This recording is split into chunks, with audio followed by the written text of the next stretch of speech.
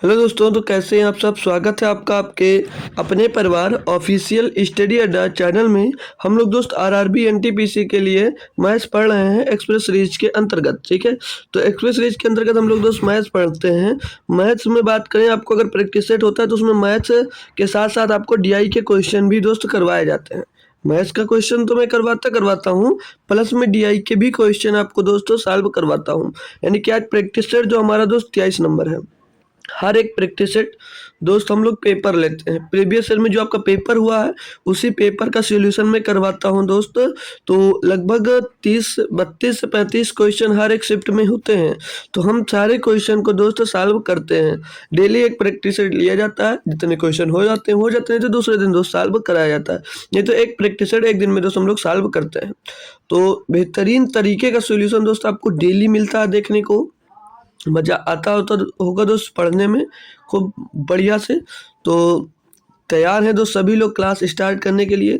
तो आप लोगों को और भी कुछ अगर मैं बताना चाहूँ तो आप लोग अभी तक मेरा टेलीग्राम चैनल नहीं ज्वाइन किए हैं तो उसकी लिंक आपको डिस्क्रिप्शन में मिल जाएगी दोस्त, सबसे नीचे। जो वहाँ पर जाकर दोस्त आप लोग टेलीग्राम चैनल मेरा ज्वाइन कर सकते हो। और भी बाकी क्लासेस देखना चाहते हो तो यूट्यूब के अंदर जाइए, काफ़ी मटेरियल भरा पड़ा है तो आपको दोस्त देखने को मिल जाएगा। तो स्टार्ट करते हैं मेरे दोस्त बिना देरी के। चलो दोस्त देखते हैं कुछ क्वेश्चंस आज के प्रैक्टिस सेट नंबर 23 है। ठीक है भैया, प्रैक्टिस सेट नंबर 23 है, क्लास भी 23वां हमारा है दोस्त। तो चलते हैं दोस्त बिना देरी के। होप करूंगा कि आप लोग शेयर और लाइक कर दोगे। ठीक है भाई, तो लाइक और शेयर सभी लोग जरूर करना भैया। तो पहला क्वेश्चन दोस्त दिया गया आपके पास कि यदि एक बेलन के आधार और ऊंचाई एक शंकु के आधार और ऊंचाई के क्रमशः बराबर है तो बेलन और शंकु के आयतनों का अनुपात ज्ञात कीजिए। सिर्फ इसमें आयतन का अगर आपको फार्मूला आता है दोस्त तो आसानी से क्वेश्चन को कर सकते थे।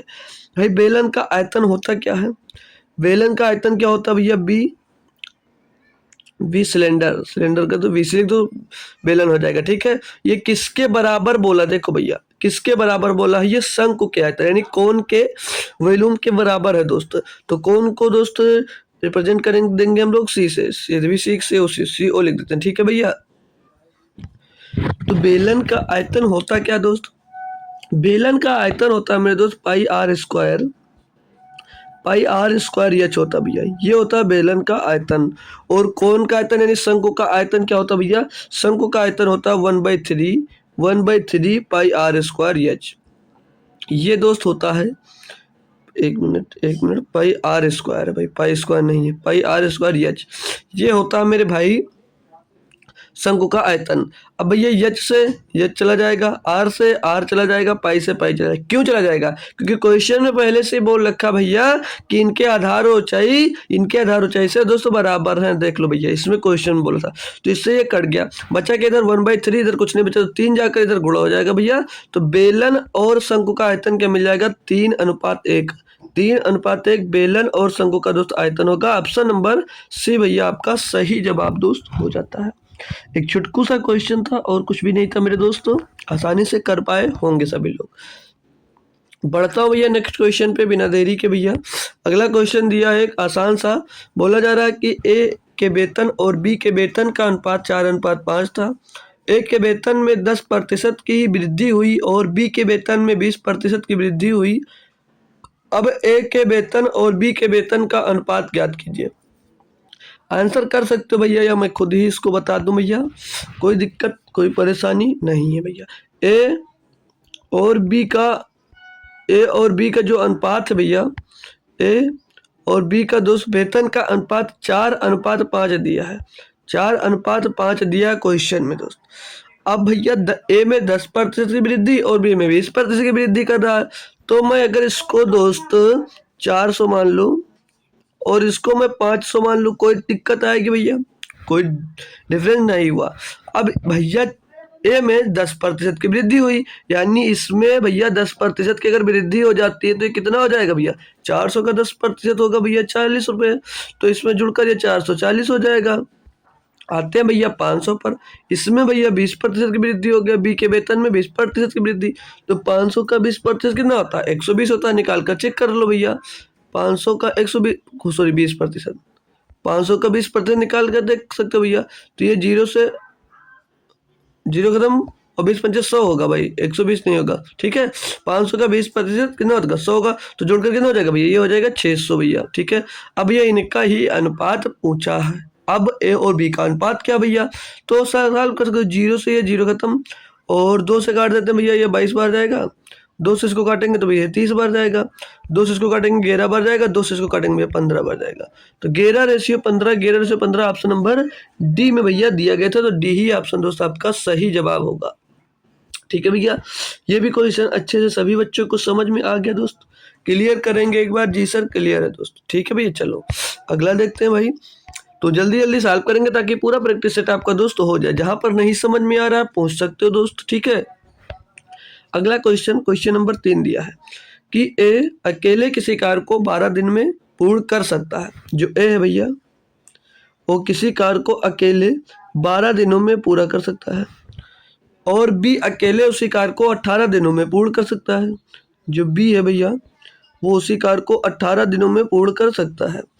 उन्होंने एक साथ कार्य आरंभ किया, ठीक है, लेकिन ए ने 3 दिन बाद कार्य छोड़ दिया।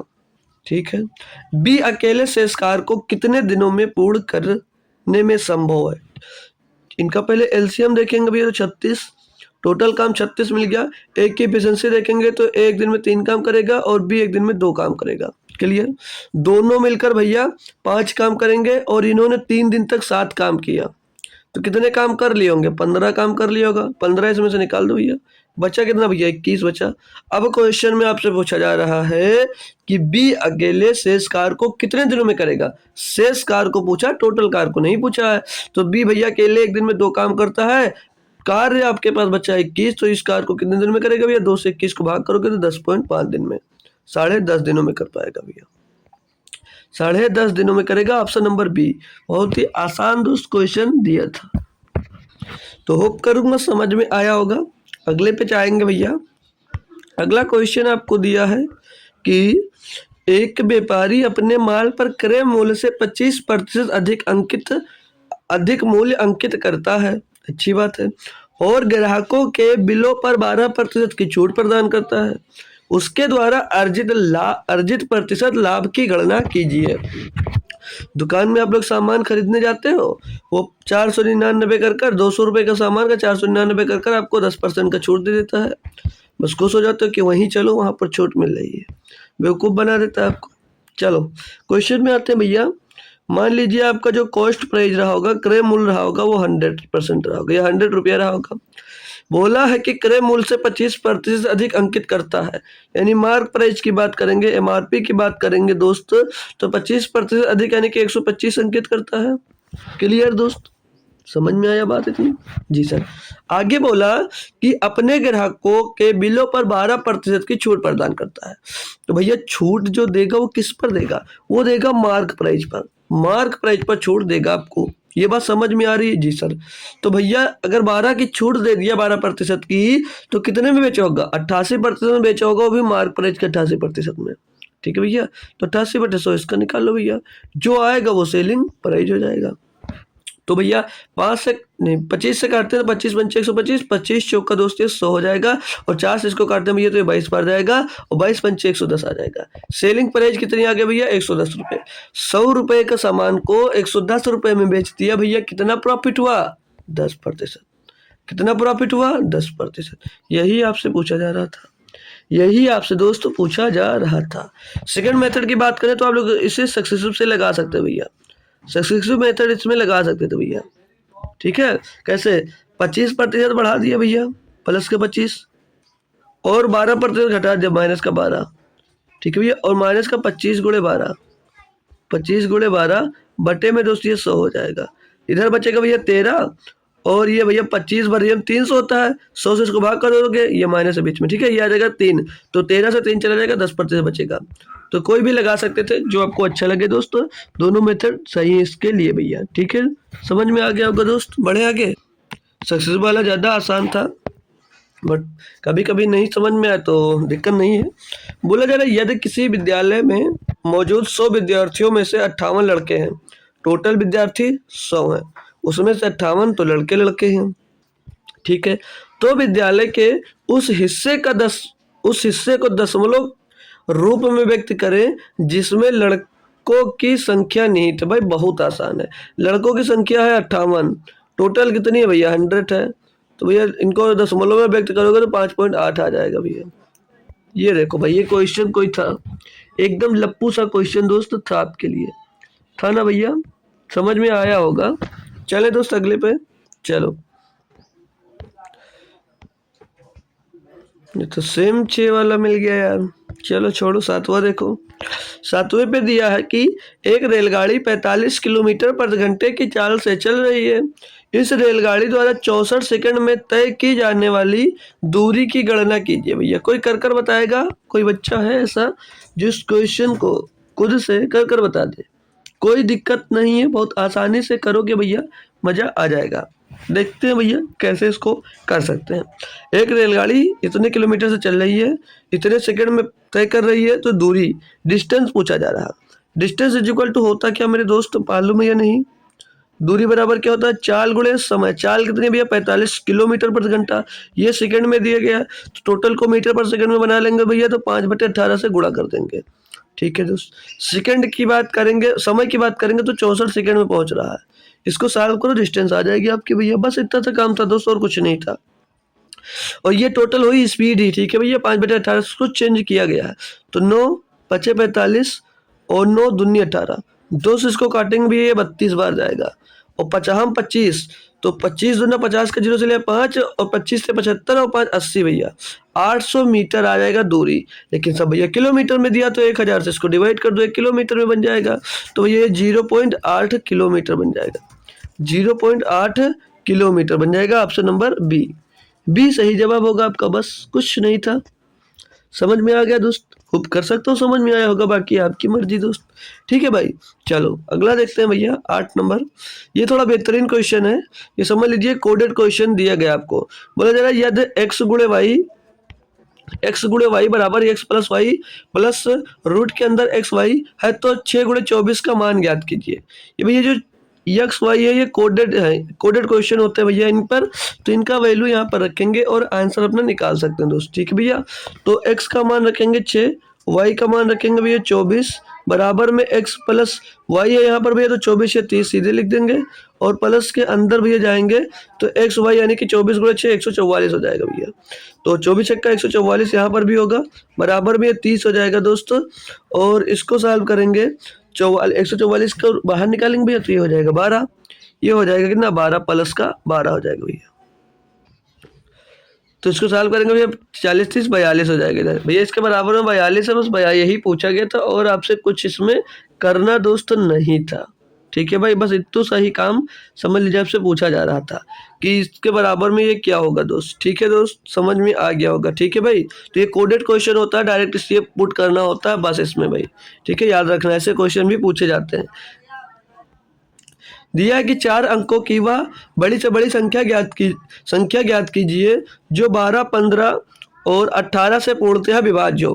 भाई आप लोगों को इसमें समझ में नहीं आ रहा होगा कि एलसीएम निकालें इसका कि एचसीएम निकालें, तो खुद से बताएंगे दोस्त इसका आंसर क्या होगा। बाकी ऑप्शन देखकर तो आप लोग समझ सकते हो कि आपको दोस्त इसमें क्या निकालना है, एलसीएम निकालना है। लेकिन यहाँ पर बोलोगे कि सर आपने कहा था अगर बड़ी से बड़ी संख्या मिलेगी तो समझ जाना वहाँ पर एचसीएम निकालना है। लेकिन हमने उस समय कंडीशन क्या बताई थी कि अगर आगे भैया ये लगा हुआ है, अंकों को लगा है कि कितने अंकों की, तब भैया कुछ कंफर्म नहीं होता कि क्या निकाला जाएगा। तो वो डिपेंड करेगा इन पर भैया, वो डिपेंड करेगा इन पर। ठीक है भाई, तो चलो अब हमें पता है कि 12 15 और 18 का एलसीएम पूछा गया, तो देखो डायरेक्ट एलसीएम आंसर भी नहीं होगा दोस्त इसका।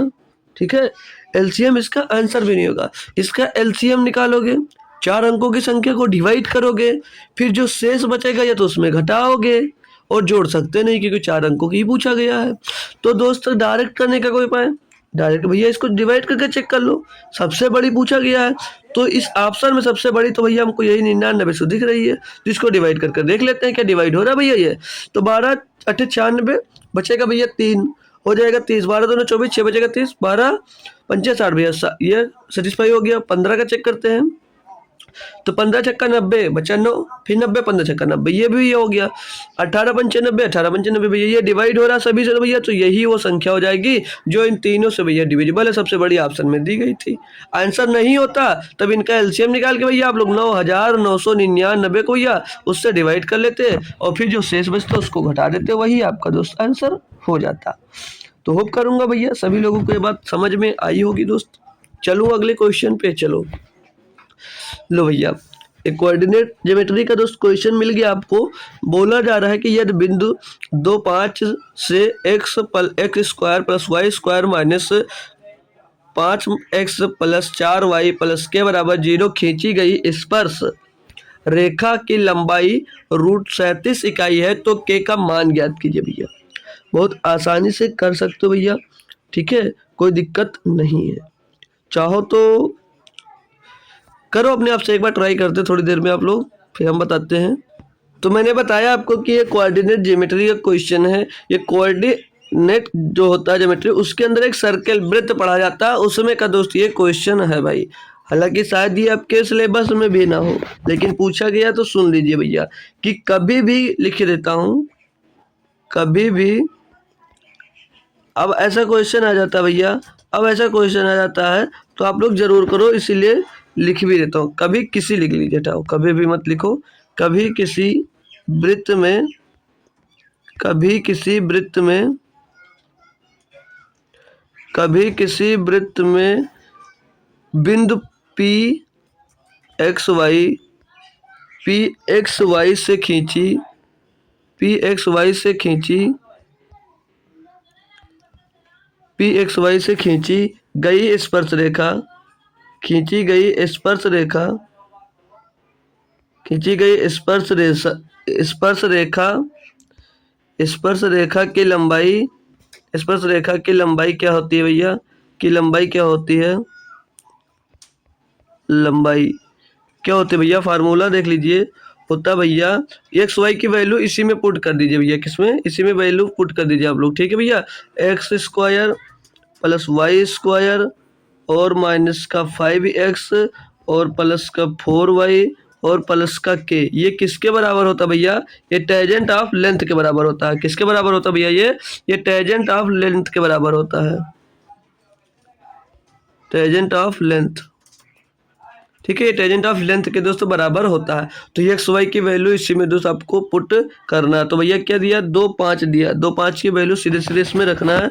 2 की वैल्यू रखोगे भैया ये 4 हो जाएगा, और यहाँ पर 5 की वैल्यू रखोगे भैया तो ये 25 हो जाएगा, माइनस का 2 पंचे 10 हो जाएगा भैया, और 5 चौक 20 हो जाएगा, यहाँ पर 5 चौक 20, और यहाँ पर भैया ये के हो जाएगा प्लस का, ठीक है भाई। बराबर में दोस्तों टेंजेंट ऑफ लंबाई कितनी दे रखी है इसमें, इस पर रेखा की लंबाई √37 दे रखी है भैया, √37 दे रखी है आपको। क्लियर दोस्तों। अब हम दोनों साइड, बहुत साइड स्क्वायर कर देंगे तो ये रूट दोनों तरफ से हट जाएगा, इस पे भी रूट लगा ही है भैया, तो दोनों तरफ बहुत साइड जब स्क्वायर करेंगे तो ये रूट हट जाएगा। तो इधर जब इधर की बात करेंगे तो ये 25 और 4 29, यहाँ पर भैया माइनस का 10 है, एक प्लस का 20 है, तो माइनस का 10 प्लस की 20 से घट जाएगा तो प्लस का 10 बचेगा, 29 और 10 39 हो जाएगा। यहाँ पर कितना हो जाएगा भैया, 39 हो जाएगा, और यहाँ पर प्लस का के हो जाएगा भैया, और बराबर का मेरे भाई यहाँ पर 37 हो जाएगा। के का मान पूछा गया है भैया, तो के इज इक्वल टू क्या हो जाएगा, के उस साइड में भेज दोगे, मतलब के इधर ही रखो तो 39 को 37 के साइड में भेजोगे तो 37 माइनस 39 हो जाएगा, 37 माइनस 39 हो जाएगा भैया। तो यहाँ से के बराबर क्या आ जाएगा, माइनस का 2 आ जाएगा, माइनस का 2 आ जाएगा। तो ये था दोस्त क्वेश्चन भाई, आपके सिलेबस में भी नहीं है शायद, कोऑर्डिनेट हमने जब देखा था तो उसमें शायद कोऑर्डिनेट ज्योमेट्री नहीं पूछी गई थी आपसे, लेकिन है भाई आपके पेपर में तो करना पड़ेगा भाई। आप भी इसी प्रैक्टिस में देख सकते हो कई क्वेश्चन कोऑर्डिनेट ज्योमेट्री से दोस्त पूछे गए। देखो भाई 11 नंबर दिया है कि बिंदुओं 5 6 -5, 6 और -6, 5 को मिलाने वाली रेखा के लंबवत और बिंदु 2 3 से गुजरने वाली रेखा का समीकरण ज्ञात करना। भाई कोई दिक्कत नहीं भाई, आसानी से कर सकते हो, ठीक है भाई, आसानी से कर सकते हो, करवाते हैं हम खुद भाई, क्या फायदा टाइम बेकार करने से, ठीक है भैया। तो ये कोई 2 पॉइंट हमने मान लिए, ठीक है। ये पॉइंट कितना दिया है, ये -5, 6 दिया था, माइनस, अरे यार -5, और दूसरा पॉइंट कितना भैया -6, 5। ये दो पॉइंट है दोस्त। इसको आप लोग x1 मान लो, इसको y1 मान लो, इसको x2 मान लो, और इसको भैया y2 मान लो आप लोग। अब भैया आपको अगर ये कि लाइन दी गई है मान लीजिए, तो इसके मैं स्लोप मतलब प्रवणता पूछ लूँ कि प्रवणता क्या होगा भैया इसका। स्लोप को प्रवणता बोला जाता है, ठीक है भैया। स्लोप इसका क्या होगा भैया, पूछ लो आपसे। कभी भी भैया जब दो बिंदु दिए गए हैं तो उसके स्लोप की मतलब स्लोप प्रवणता निकालने के लिए क्या करेंगे हम लोग भाई। तो स्लोप कैसे निकाला जाता है, जब दो बिंदु दिए होते हैं भैया, नोट कर लीजिएगा सभी लोग। y2 माइनस y1, y2 भैया यहाँ पर 5 है, और यहाँ पर y1 माइनस का मतलब 6 है, तो माइनस कर देंगे उसमें से, और बट्टे में भैया x2 माइनस x1, x2 कितना है यहाँ पर, x2 है -6, और x1 है दोस्त -5, तो माइनस माइनस प्लस हो जाएगा, तो प्लस का 5 आ जाएगा भैया यहाँ पर। तो स्लोप कितना निकल आया, प्रवणता कितना निकल कर आएगा भैया, इनको देखो पूरा से पूरा कट जा रहा है, तो भैया इनका जवाब आ जाएगा 1। तो अब मैं आपसे एक और क्वेश्चन कर लूँ यहीं पर कि इसके जो लंबवत प्रवणता होगी वो क्या होगी, तो वो भैया, तो इसकी भी एक कंडीशन होती है कि m1 m2 बराबर -1, m2 यहाँ से हटाकर दूसरी जगह लिखते हैं थोड़ा ना, m2 m1 जो ये लंबवत होती है इसकी भी प्रवणता होती है भैया, क्या होती है, m1 m2 बराबर -1 बन जा भैया, -1, ठीक है भैया। तो इसकी एक कंडीशन होती है, यानी कि अगर इस लाइन की भैया एक प्रवणता है तो इस लंबवत जो है इसकी भी प्रवणता क्या होगी, तो इसकी भी प्रवणता क्या होगी भैया, 1 होगी। क्या होगी, 1 होगी भैया। तो अब आपको भैया इस लाइन का स्लोप दे रखा है, जो लंबवत डाली इसका स्लोप दे रखा है, और इसका लंबवत और बिंदु ये गुजरने वाली एक पॉइंट भी दे रखा है। एक पॉइंट इसका दिया है, क्या भैया, पॉइंट 2, 3। क्या पॉइंट है भैया इसका, 2 और 3। तो लाइन की प्रवणता कैसे निकालते हैं, y यहाँ पर कितना भैया, 3 है, और बराबर m, तो m कितना होता है भैया, -1 ब्रैकेट में x माइनस x1, तो x1 कितना भैया यहाँ पर 2 दिया गया भैया, कितना भैया 2 दिया गया यहाँ पर। तो बस भैया आपकी क्वेश्चन बन गई, यही आपसे पूछा जा रहा था क्वेश्चन में। तो y माइनस का 3 बराबर में भैया माइनस का x और प्लस का 2 हो जाएगा भैया, प्लस का 2 हो जाएगा। तो 3 ये 2 इधर लाएंगे तो y माइनस का ये 5 हो जाएगा भैया, y माइनस का 5 बराबर का x हो जाएगा, माइनस का x, तो इधर लाएंगे तो x प्लस y माइनस का 5 बराबर 0 हो जाएगा भैया। और एक क्वेश्चन में से कुछ दिया था, बिल्कुल भैया, x प्लस y माइनस का 5 बराबर 0 दिया था। देख सकते हो भैया आपका क्वेश्चन एकदम से सही जवाब दोस्त निकाल कर लेकर आ गया आपके पास। एक बेहतरीन लेवल का दोस्त ये क्वेश्चन था, लेकिन आपको सीखना है भैया, ठीक है। तो क्लियर हुआ होगा। चलते हैं दोस्त नेक्स्ट क्वेश्चन पे, सभी लोग बता दीजिएगा कि क्लियर है दोस्त। 12 नंबर क्वेश्चन दिया गया है, देखो एक टफ दिया तो बिल्कुल इजी दे दिया। बोला जा रहा है कि 120 ग्राम है, 120 ग्राम चावल का क्रय मूल्य 150 ग्राम चावल के विक्रय मूल्य के बराबर है, इसमें होने वाली प्रतिशत हानि क्या है भैया। हानि होगी ये भैया, सीधे से दिख भी रहा, हानि पूछा भी जा रहा है। तो 120 रुपया मान लीजिए आपका सीपी भैया, इनका रेशियो निकाल लो बस हो जाएगा। 120 रुपया कॉस्ट प्राइस और 150 रुपया सेलिंग प्राइस के बराबर है, यही तो भैया बोला है। ग्राम है या रुपया मान ले रहे हैं भैया, ठीक है। तो भैया सीधे सीधे देख लो, अब सीपी और एसपी का हम लोग जब रेशियो निकालेंगे, सीपी अपन एसपी करेंगे भैया, तो ये 150 बटे क्या हो जाएगा, 150 बटे 120 हो जाएगा। यहाँ पर अगर कोई समस्या है तो बताना, ये यस नीचे आ गया और ये इधर आ गया, ठीक है भाई। तो यहाँ पर दिक्कत होती है काफ़ी बच्चों को, तो इसको सॉल्व करेंगे तो 0 से 0 उड़ जाएगा, 3 से काटेंगे 5 बार जाएगा, 3 से काटेंगे 4 बार। तो कॉस्ट प्राइस 5 रुपया, सेलिंग प्राइस 4 रुपये, तो लॉस कितने का हो रहा है, 1 रुपये का। किसमें लॉस हो रहा है भैया, 5 रुपये में गुणे 100 भैया। तो भैया 20% का आपको लॉस हो रहा है। Option number A, option number A यहाँ पर आपका दोस्त सही जवाब हो जाता है। आगे करने का कोई मतलब है नहीं दोस्त, ठीक है दोस्त। बात को समझ गए आप लोग, बताएंगे मेरे भैया। जी सर क्लियर।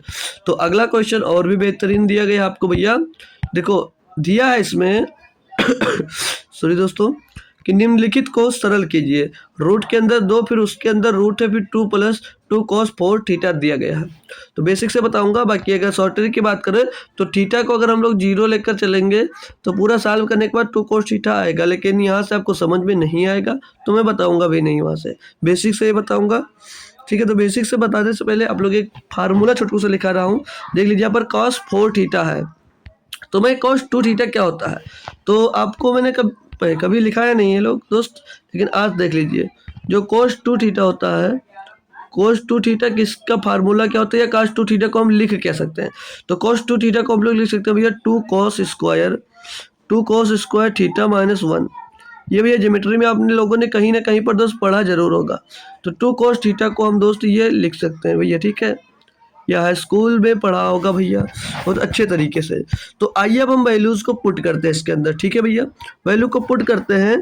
तो भैया दिया गया था, बड़ा सा रूट लगा देंगे, बड़ा सा रूट लगा भैया, और फिर इसके अंदर दिया क्या है 2 प्लस का फिर रूट के अंदर 2 + 2 cos थीटा दिया। ठीक है भैया, 2 cos थीटा दिया है, तो 2 को हम ले लेते हैं, जो यहाँ पर 2 था वो बाहर कॉमन हो जाएगा, तो अंदर अब cos 4 थीटा है, लेकिन हम cos 2 थीटा में इसको चेंज कर रहे हैं, तो भैया यहाँ पर क्या हो जाएगा, ये तो होगा 2 cos square theta, 2 cos square theta होगा भैया, 2 cos स्क्वायर थीटा होगा, लेकिन 2 cos स्क्वायर 2 थीटा लिख देंगे क्योंकि यहाँ पर हमने 2 थीटा लगाया, लेकिन यहाँ पर 4 थीटा था, इसीलिए भैया, ठीक है।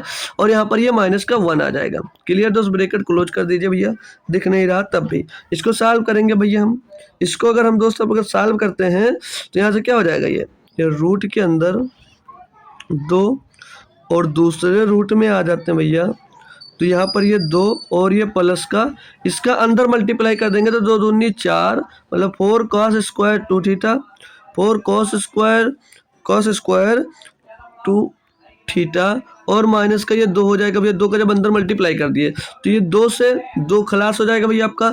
अब ये भैया जो स्क्वायर रूट के अंदर निकलेगा ये 2 निकलेगा, और प्लस का ये 4 का भैया 2 बाहर आ जाएगा, और ये cos स्क्वायर 2 थीटा का भैया सीधे से cos 2 थीटा आएगा। क्या आएगा, cos 2 थीटा आएगा, तो cos 2 थीटा बाहर आ जाएगा दोस्त। एक ब्रैकेट खत्म कर लिए।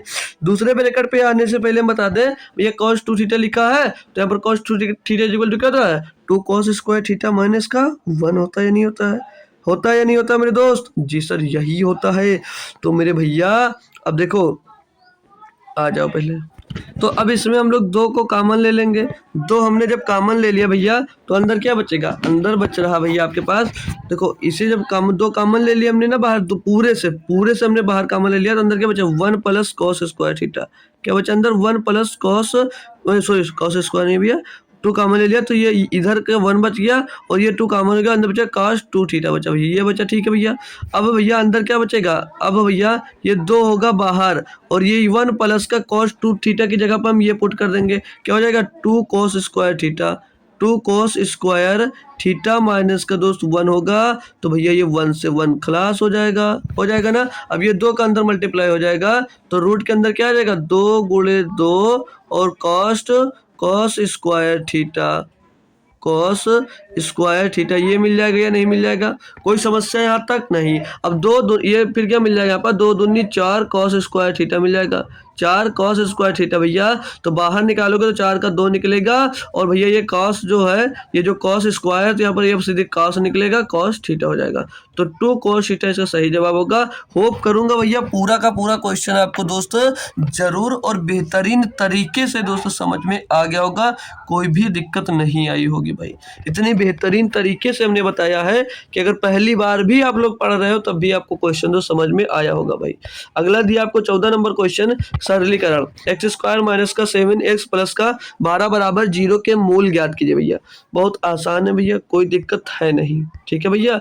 तो भैया 12 के 2 मूल ज्ञात बनाना है, तो ऐसे मूल होने सॉरी दोस्त, ऐसे मूल बनाने आपको कि 7x के आसपास आए भैया, 7x के आसपास नहीं, मतलब जोड़ने घटाने पर तो 7 आना चाहिए, और गुणा करने पे भैया ये 12 आना चाहिए। तो एक 12 का मैं गुणनखंड कर सकता हूँ 4 × 3, 4 × 3 कर सकता हूँ, ये 2 मूल हो सकते हैं, हो नहीं सकते हैं भाई, 4 और 3 7 होगा। अब यहाँ पर माइनस रिप्रेजेंट हो रहा है, तो यानी कि ये दोनों प्लस के होंगे, ये दोनों के दोनों मूल इनके प्लस के होंगे भैया, ठीक है भैया। तो भैया 3 और 4 ही मोल होंगे, ऑप्शन नंबर बी हो जाएगा। तरीका क्या है इजी मेथड क्या करने का, तो भैया ये एक्स स्क्वायर है, ठीक है सर जी। अब 12 का गुणा एक्स में करवाते हैं, भी चेक करते हैं कि 12 का ऐसा गुणनखंड करो कि जो बीच में दिया हो मूल उसका दोस्त जोड़ने घटाने पे बराबर आना चाहिए, ठीक है, जोड़ने घटाने पे बराबर आना चाहिए, यही करते नहीं। तो भैया माइनस का 4x और माइनस का 3x कर देंगे भैया, तो इनको जोड़ने पर क्या आएगा 7x आएगा, और प्लस का है भैया 12 हो जाएगा, बराबर में ये 0 हो जाएगा। तो ये x इसमें से कॉमन ले लेंगे भैया, तो x माइनस का 4 बच जाएगा, और इधर जब हम लोग भैया माइनस का 3 कॉमन लेंगे दोस्तों, तो माइनस का 3 कॉमन लेंगे तो अंदर बचेगा x माइनस का 4 बच जाएगा, बराबर में 0। तो एक मूल हमको मिल गया x माइनस 4 और दूसरा मूल मिल गया हमको x माइनस का 3। अब दोनों को भैया बराबर 0 रखेंगे तो ये 4 मिलेगा और ये 3 मिलेगा, तो 3 4 हो गया भैया, ऑप्शन नंबर बी। द्विघात समीकरण का क्वेश्चन था बहुत, और आसानी से आप लोग कर पाए होंगे भैया, ठीक है ना। अच्छा लगा, चले अगले पे चलो भैया। दिया 15, इसमें बोला है कि ए बी बराबर इतना और डी बी बराबर इतना दिया है, तो ए डी का अनुपात पूछा जा रहा है। कुछ दिक्कत नहीं है भैया, ए बी डी दिया गया है सिर्फ सिर्फ, ठीक है। तो ए बी कितना है 3:4 भैया, और डी उल्टा लिखा हुआ देखो भैया, डी बी लिखा, ध्यान रखना भाई, छोटू सा भी गलती नहीं होना चाहिए। चलो इसको ऐसे नहीं निकालते हैं, छोड़ो, आसानी से सिर्फ क्वेश्चन में ही बराबर करके लगवा देते हैं। यहाँ पर बी कितना भैया 4, यहाँ पर बी कितना भैया 3, तो इनको बराबर करते हैं। तो इनको बराबर करने के 3 का गुणा यहाँ पर करेंगे तो 12 हो जाएगा, इनका गुणा यहाँ पर करेंगे 4 का तो बराबर हो जाएगा। तो 4 का उसमें गुणा होगा तो 4 का आगे भी गुणा होगा, और 4 का इसमें भी आगे गुणा होगा। तो यहाँ पर ए और बी का रेशियो नया क्या आ जाएगा 4×3 12 और 4×3 12 भैया। ओ सॉरी दोस्त, यहाँ आगे में 3 का गुणा होगा भाई, 3 का जब जिस जहाँ का गुणा करते हैं वही का दोनों में गुणा करना होता है ना भाई। तो यहाँ पर ए बी का रेशियो क्या मिल जाएगा 3 त्रिक 9 और 3 चौक 12 हो जाएगा भैया। और यहाँ पर डी बी का जब रेशियो निकालेंगे, तो 4 चौक 16 और 3 चौक 12। अब भैया बी का रेशियो बराबर हो गया, तो ए का कितना है 3 है, और डी का कितना है भैया 16। तो 3:16 कौन सा ऑप्शन है, अरे यार ये 9 होगा यार, 9 16 चेक करो, 9 16 ऑप्शन नंबर डी, ठीक है भैया। ऑप्शन नंबर डी में दिया गया 9 16, 16 9 मत देना भैया, ए डी का पूछा गया है, तो 9 16 हो गया। ये 3 का गुणा होकर 9 आया भैया, कंफ्यूज मत होइएगा, ठीक है भाई, समझ में आ गया, आसान क्वेश्चन था भैया। 16 नंबर दिया है। आसान क्वेश्चन में ज़्यादा स्मार्ट बनने लगे तो गलती होती है, देखिए अभी जल्दी करवाने के चक्कर में मुझसे भी 2 बार गलत हुआ, ठीक है भाई। तो आसान क्वेश्चन ज़्यादा गलती करवाता है। 16 नंबर क्वेश्चन दिया है कि उस समांतर श्रेणी का 9वां पद ज्ञात कीजिए जिसका पहला पद 5 और सार्वधातुक 4। भाई मैंने करवाया है भाई, इसको आपको बहुत आसानी से आप लोग कर भी सकते हो भैया। क्या यनवा पद याद करने के लिए कौन सा फार्मूला बताया था भैया, एपी का क्वेश्चन, ये तो पता ही चल गया होगा भैया इतना, ठीक है। समांतर श्रेणी बोल दिया उसने, तो टी एन बराबर A plus N minus 1 into D भैया, माइनस लगाओ यार, -1 इंटू डी भैया, ये फार्मूला आपको बताया है जी सर। तो टी एन बराबर पहला क्या बोला है, उस समांतर श्रेणी का 9वां पद ज्ञात कीजिए जिसका पहला पद 5 है, पहला पद भैया 5 है, और सार्वधातुक 4 भी दिया है। ये पता है ए को पहला पद बोला जाता है, ए पहला पद 5 है, सार्वधातुक डी को बोला जाता है, डी कितना भैया 4, और यन का मान क्या होगा, यनवा पद 9वां पूछा जाए तो 9 होगा बस भैया, ठीक है भाई। तो समझ गए अब, तो यन का मान भैया 9 रखेंगे तो 9 माइनस 1 कितना हो जाएगा 8, और डी सार्वधातुक कितना दिया भैया 4, तो 5 + 8 चौक 32, 32 5 37 भैया, 9वां पद 37 होगा बस। अगर पहला पद 5 है तो 9वां पद इसका भैया दोस्त 37 होगा, ठीक है भाई।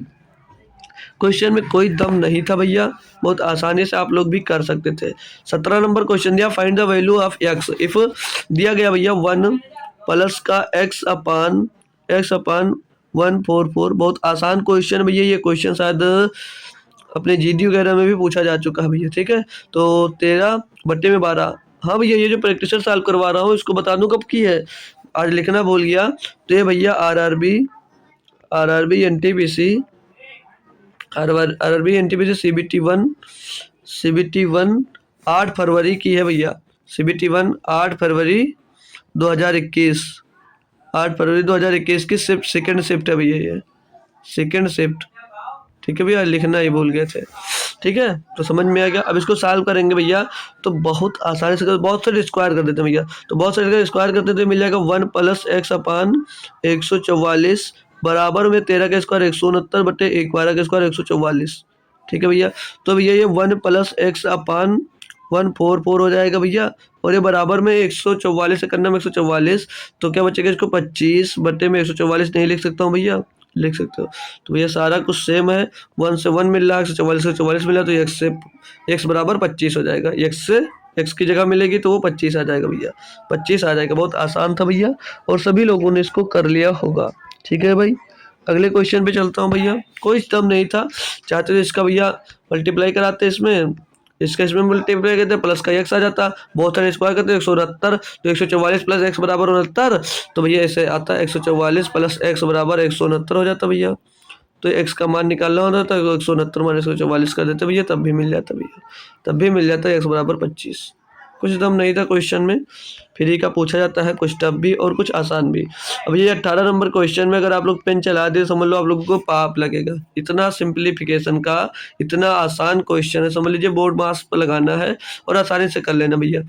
5 से 105 को भाग देंगे भैया तो 21 आ जाएगा, 21 या 63 में भैया 39 जोड़ना और 46 घटाना, तो 39 और 46 का डिफरेंस पहले देख लेते हैं भैया, 7 आएगा, तो 63 में 7 और घटा देंगे 56 भैया। Option number A, option number भैया ए सही जवाब है और इसमें कुछ भी नहीं है भैया। ठीक है, आप लोग पेन मत चलाइएगा।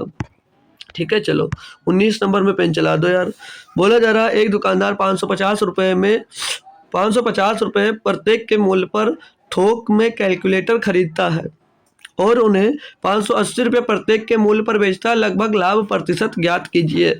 एकदम लप्पू सा क्वेश्चन भैया, 550 में खरीद कर 580 में बेच दिया, कितना प्रॉफिट हुआ 30 रुपये का।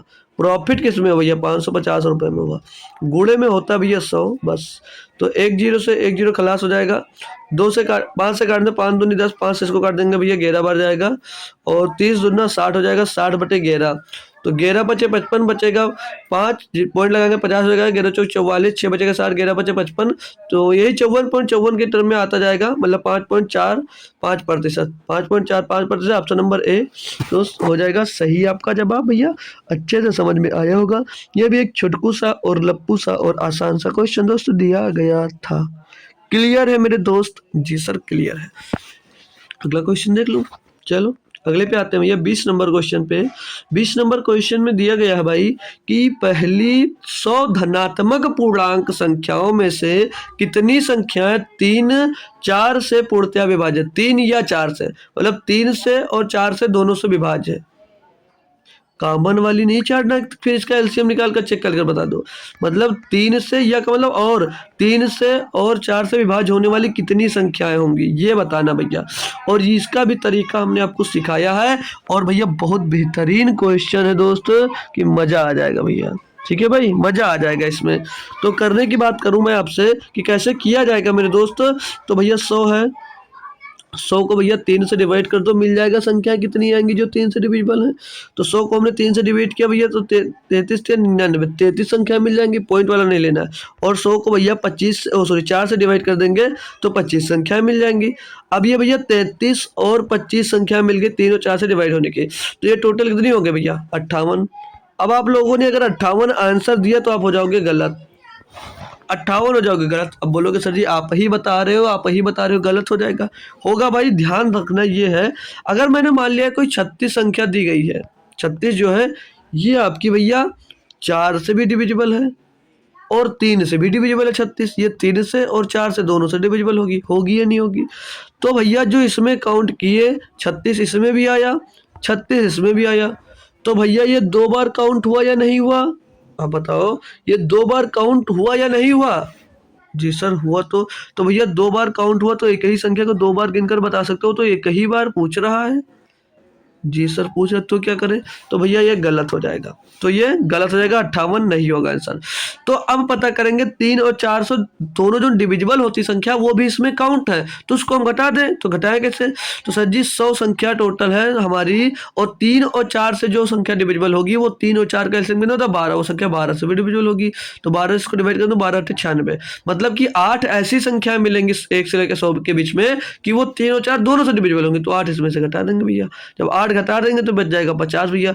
अब 50 ही आपका आंसर होगा, क्यों, क्योंकि भैया इसमें 2 बार काउंट हो रहा है, तो हमको 2 बार काउंट नहीं करना है, हमको 1 बार काउंट करना है ना, तो 1 बार का इसमें घटा देंगे, हमको आंसर भैया 50 मिल जाएगा। तो ये बात ध्यान रखना है दोस्तों, और बहुत ही आसानी से आप लोग क्वेश्चन किए होंगे भैया, अच्छे से समझ में आया होगा। क्लियर है मेरे दोस्त? चलूँ अब अगले पे चलूँ। अच्छा लगा होगा क्वेश्चन भाई। देखो भाई कोऑर्डिनेट ज्योमेट्री के फिर से तीसरा क्वेश्चन मिल गया आपको भाई, ठीक है ना। तो इसमें दिया यदि 2, -2 और 5, 2 एक वर्ग के 2 क्रम का शीर्ष है तो वर्ग की प्रत्येक भुजा की लंबाई ज्ञात करो। एक नंबर का क्वेश्चन है भैया। तो बोला भैया कि एक वर्ग के 2 क्रम का शीर्ष है, जो ये 2 दिए गए हैं। तो एक वर्ग है कोई, बना लेते हैं, चलो वर्ग पहले मान लिया हम, माननी ये एक हमारा एक वर्ग है, छोटा सा बनाते हैं ना, ये हमारा एक छोटा सा वर्ग है और इनकी जो 2 भुजाएं हैं वो है 2, 2, 2, -2 है भैया, खाली मत 2 मत लिख देना।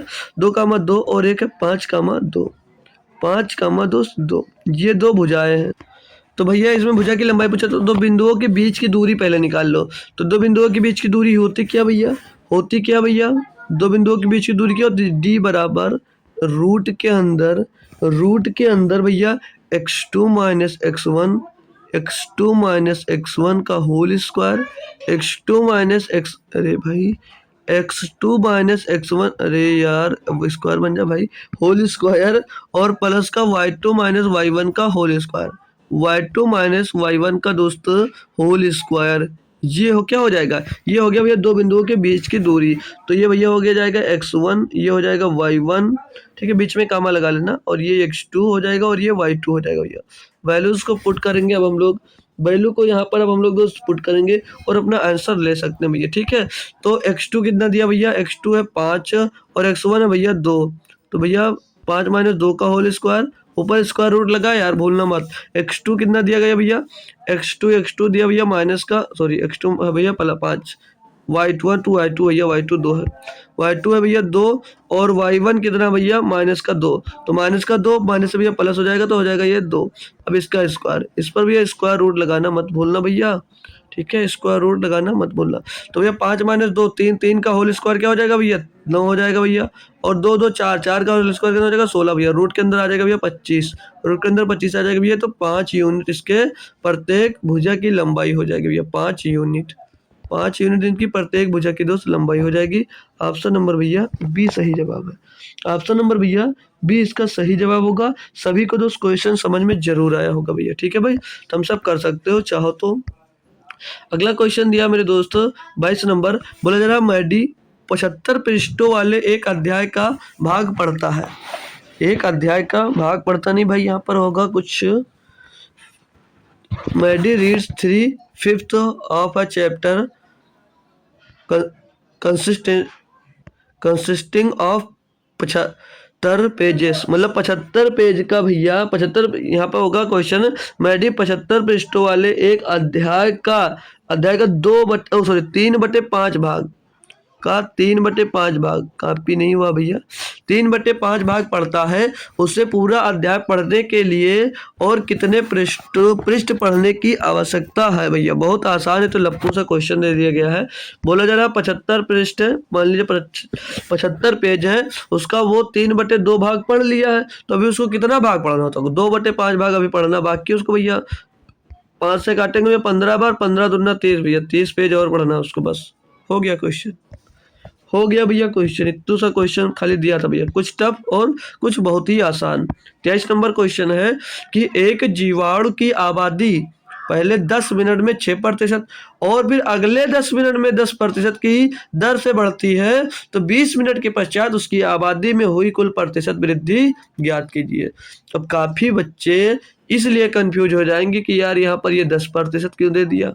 क्वेश्चन में हमने तो पढ़ा था कि 1 ईयर्स का आता है, 1 ईयर्स का आता है, इसमें कंफ्यूज हो सकते हैं भाई कि यहाँ पर भाई वो 10 मिनट का क्यों दिया। यहाँ पर 1 ईयर्स का पूछा जाता है, 2 ईयर्स का, 6 मंथ का पूछा जाता है, लेकिन जब मिनट वाला क्वेश्चन करे, अरे भाई कुछ नहीं है, जैसे वो करते हो वैसे इसको भी कर सकते हो। इसमें आप लोग नेट चेंज लगा सकते हो, सक्सेस वाला फार्मूला लगा सकते हो, अपना रामबाण फार्मूला, ठीक है। तो पहले 10 मिनट में 6% बढ़ा, 6, दूसरे 10 मिनट में 10% और बढ़ा, प्लस का 10, और प्लस का भैया 6 × 10 बटे में 2 हो जाएगा ये 100।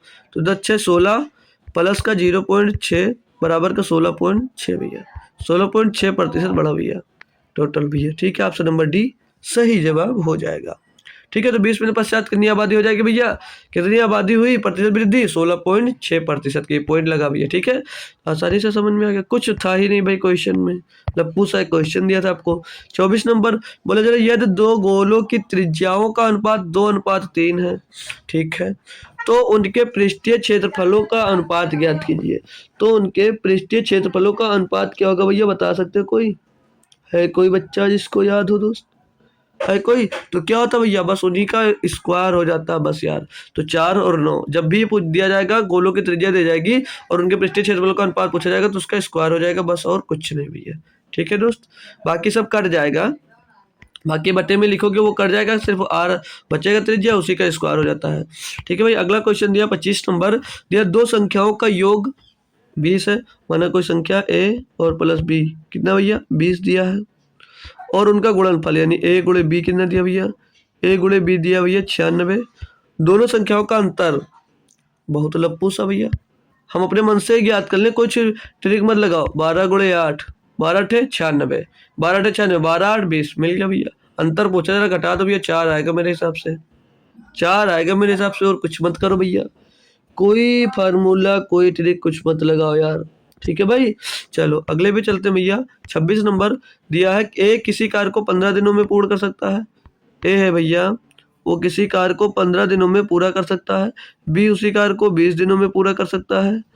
एक साथ कार्य करते हुए वे दोनों उस कार्य को कितने दिनों में पूर्ण करेंगे, बहुत आसान भैया, 60 होगा इनका एलसीएम, एक दिन में काम करेगा 4, बी एक दिन में काम करेगा 3, दोनों मिलकर काम करेंगे 7 भैया, 7 × 8 = 56, 7 × 8 = 56, 8 के टर्म में एक आंसर, ऑप्शन नंबर बी लगाओ, आगे बढ़ जाओ। कुछ नहीं था भैया, टाइम एंड वर्क का दूसरा क्वेश्चन शायद या तीसरा क्वेश्चन वो मिला।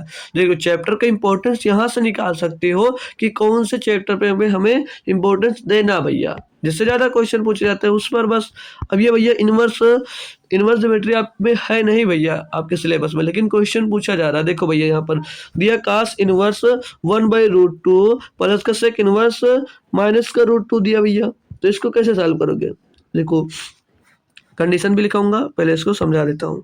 तो कास इनवर्स 1/√2 जो लिखा है ये भैया किसका, 45 का मान है, तो ये π/4 हो जाएगा, ये π/4 हो जाएगा, प्लस का सेक इनवर्स माइनस का √2, तो ये भी भैया ये जो मान दिया ये भी भैया √45 का ही है, लेकिन 45 यहाँ पर नहीं ले सकते, यहाँ पर थीटा जो आएगा वो थीटा कितना आएगा, ये 45 का ये भी आएगा, लेकिन ये माइनस का 45 आएगा। तो माइनस का 45 जब भी आएगा भैया कास के सेक के साथ में, तो उसको π - π/4 लिखेंगे। ठीक है, कभी बताऊंगा क्यों लिखोगे दोस्त, तो इसको सॉल्व करते हैं पहले। तो ये π/4, ये π/4 और इधर प्लस का 4 का नाम 4 में से पाई गया, तो 3π प्लस का 4 हो जाएगा, तो 4π/4 हो जाएगा भैया। तो इसका एक सॉरी पाई आंसर आ जाएगा, देखो करके बता देता हूँ, 4π/4 इसको जोड़ दे, 4 से 4 खत्म, इसका पाई आंसर आ जाएगा। 4π मत समझ लेना यार, ऑप्शन नंबर डी सही है। ठीक है, तो ये कब, इसको देखो यहाँ पर भी इनवर्स था, हमने π/4 लिखा, यहाँ पर भी इनवर्स ही है, लेकिन यहाँ पर हमने π - π/4 लिखा। तो ये कंडीशंस कब लगती है, तो देख लीजिए भैया, थोड़ा सा नोट कर लीजिए कि साइन इनवर्स दिया होगा, मान लीजिए साइन इनवर्स x दिया है, साइन इनवर्स अरे यार साइन इनवर्स -x दिया है, और कॉस इनवर्स सॉरी कॉस उधर जाएगा, साइन इनवर्स और tan इनवर्स माइनस का x दिया है, और अगर tan कॉसेक हो जाएगा, कॉसेक इनवर्स x दिया गया है माइनस का, तो क्या होगा इसका, तो चेंज होकर ये क्या आएगा भैया, ये चेंज होकर इसको खाली सिर्फ और सिर्फ क्या लिख सकते हो, माइनस का थीटा, माइनस का x या माइनस का थीटा, ये चेंज होगा भैया, तो माइनस का थीटा ही सिर्फ और सिर्फ लिख सकते हो। क्लियर दोस्त। और अगर आपको दिया गया है cos इनवर्स -x और दिया गया है sec इनवर्स माइनस का x हो जाए भैया, और cot इनवर्स माइनस का x दिया जाएगा, cot इनवर्स माइनस का x दिया जाएगा, तो भैया उस कंडीशन में आप लोग क्या लिखोगे, उस कंडीशन में आप लोगों को लिखना पड़ेगा भैया पाई माइनस थीटा और पाई माइनस थीटा।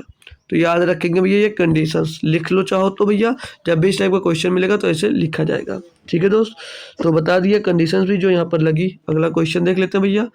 अगला दिया आपको 28 नंबर, दो संख्याओं का लसापा और मैसापा दिया भैया, और यह दोनों संख्याओं में से एक संख्या 32 है, दूसरी संख्या। बहुत ही लप्पू सा क्वेश्चन दिया है, सिंपल सा फार्मूला, अपना रामबाण फार्मूला हमने आपको सिखाया भैया। कोई बच्चा ऐसा नहीं है जो मुझको निराश कर सके कि ये मैं क्वेश्चन नहीं कर सकता सर, मुझको नहीं आता है। ठीक है भैया, नहीं तो बहुत तेज से मारूंगा यहीं से भैया। ठीक है भैया, बहुत तेज से मार पड़ेगी। 32 दिया, 96, 8 3 24। दूसरी संख्या भैया क्या मिल गई? 24। दूसरी संख्या भैया 24 मिल गई। बहुत ही लप्पू सा दोस्त क्वेश्चन देखने को आपको मिलेगा। ठीक है, तो एक और क्वेश्चन करेंगे, फिर क्लास को एंड कर देंगे। 29वां क्वेश्चन कर लेते हैं, 30 क्वेश्चन से कल से करेंगे भैया। 29 नंबर क्वेश्चन दिया कि 25,000 रुपए की राशि पर 12% वार्षिक चक्रवृद्धि ब्याज की दर से 3 वर्ष का चक्रवृद्धि ब्याज क्या होगा? तरीका गोल्डन रूल लगाऊंगा। गोल्डन फार्मूला मैंने आपको सिखा रखा, 3 3 3 और 1, ये बताया। 3 साल का, 4 साल का, 5 साल का, सब कुछ बता रखा आपको। तो देखो कैसे लगाया जाएगा वो देखो। 25,000 रुपये की धनराशि भैया, ठीक है, उससे 12% ब्याज, तो 12% ब्याज पहले निकालेंगे हम लोग। 12% का ब्याज निकालेंगे तो डबल जीरो से डबल जीरो खत्म। 12 12 शून्य शून्य, 12 पंचे 60 का जीरो, सिला 6, 12 दूना 24 और 6 30। 3,000 रुपये पहले ब्याज मिलेगा। 3,000 यहाँ पर आप लोग लिख दो, तो यहाँ पर आप लोग 3,000 लिख दीजिए। अब 3,000 का 12% निकाल लो भैया, तो 3,000 का 12% निकालोगे भैया तो डबल जीरो प्रतिशत से खत्म हो जाएगा। 12 शून्य शून्य, 12 3 24, 240 रुपया। 12 3 36 होता भैया। 12 शून्य शून्य, 12 3 36, 360 हो जाएगा। ठीक है, 360 रुपये मिलेगा। 360 यहाँ पर लिखते हैं आपको भैया। और फिर इसका 12% निकाल लेना है, फिर से इसका 12% निकाल लेना है। तो इसका करोगे भैया 12 शून्य शून्य, 12 एक जीरो काट लो यार, पहले एक जीरो कट गया। 12 छंग 72 का 2 हासिल आ जाएगा भैया 7, और 12 36, 36 और 7 43, 432, तो एक पॉइंट लग जाएगा। तो यहाँ 43 रुपये 20 पैसा यहाँ पर मिलेगा। अब इनको इनसे गुणा कर दो, इनको इनसे गुणा कर दो, इनको इनसे गुणा कर दो। तो 3 का गुणा 3 से होगा, 9,000 हो जाएगा भैया यहाँ पर। और 360 का 3 में गुणा होगा तो 36 से 108, 1,080 हो जाएगा। 1,080 हो जाएगा भैया। और उसका 1 का करदम गुणा होगा भैया तो 43.20 ही आ जाएगा। जोड़ेंगे तो 9 1 10,000 से ज़्यादा होगा, 10,000 से ज़्यादा, 10,000, यही ऑप्शन दिया भैया। ऑप्शन नंबर डी सही होगा, और कुछ नहीं होगा। बहुत ही लप्पू सा क्वेश्चन दिया था भैया। और चाहो तो भैया इसको निकाल सकते हो आप लोग। 25,000 लिखोगे टोटल, 25,000 गुणे 112 बटे 100, और 3 बार ऐसे लिखोगे 112 बटे में 100 और गुणे में 112 बटे में 100। बहुत देर लगेगा। गोल्डन रूल आपको आता है तो तुरंत कर सकते भैया। तो ये DI के क्वेश्चन मिलेंगे दोस्त आपको। ये सारे के सारे क्वेश्चन हम लोग दोस्त कल सॉल्व कर रहे होंगे। ठीक है, कल सुबह हम लोग दोस्त सॉल्व इसको कर रहे होंगे 9 बजे। तो क्लास कैसी लगी मेरे भाई आज आप लोग ज़रूर बताइएगा। तो मेरा टेलीग्राम चैनल ज्वाइन कर लो, PPT चाहिए तो अभी डाल दूंगा। आप लोग से खुद से एक बार जरूर सॉल्व करने की कोशिश करना दोस्त। तो मिलते हैं आपको फिर से शाम को SSGD की क्लास में। हो सकता है कुछ आपको दोस्त सरप्राइज मिल जाए आज शाम को। ठीक है दोस्त, तो आना मत भूलना। तो मिलते हैं आपको शाम को, तब तक के लिए थैंक यू सो मच दोस्तों। जय हिंद। क्लास कैसी लगी ये जरूर बताइएगा। धन्यवाद दोस्तों।